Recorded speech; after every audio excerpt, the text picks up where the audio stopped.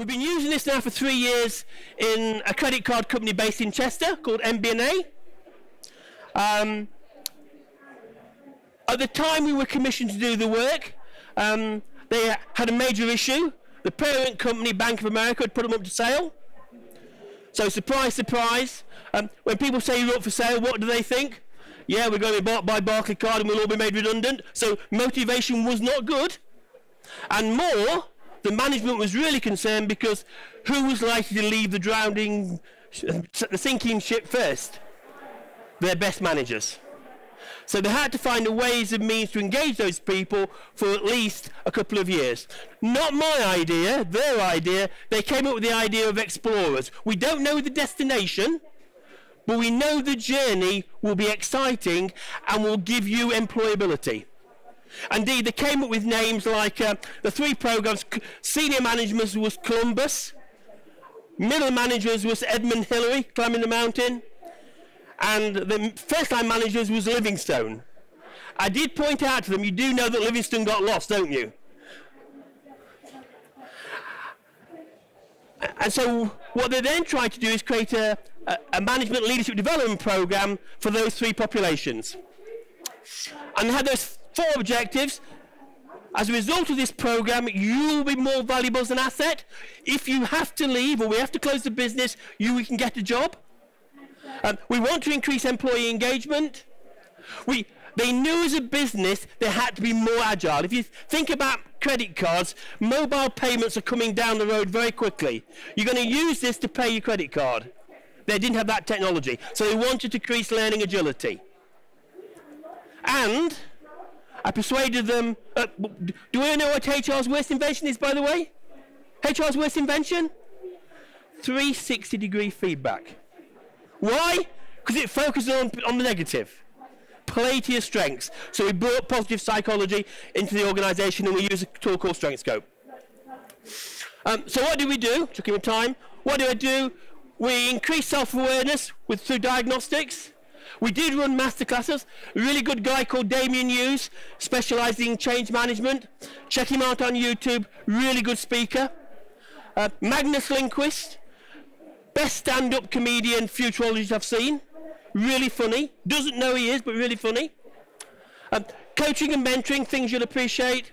To create learning agility, we put teams into local charities and tell them how you might run this better business.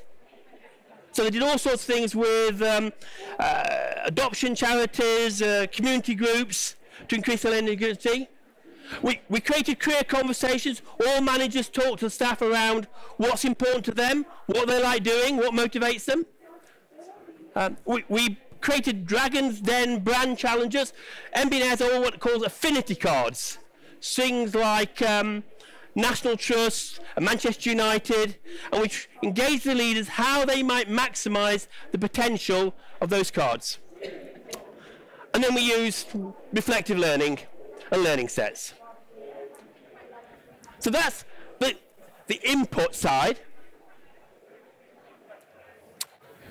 The cloud was used to communicate to all 250 leaders. The CEO, the CFO and the HRD uses a blog to engage those leaders. So when they got the engagement scores, so for example, how come our first line population don't have faith in the management, he would ask them, tell me what I'm not doing here.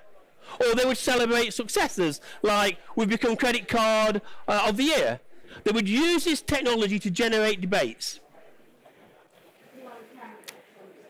The results, over a 3-year period, engagement went up from 53% to 82%.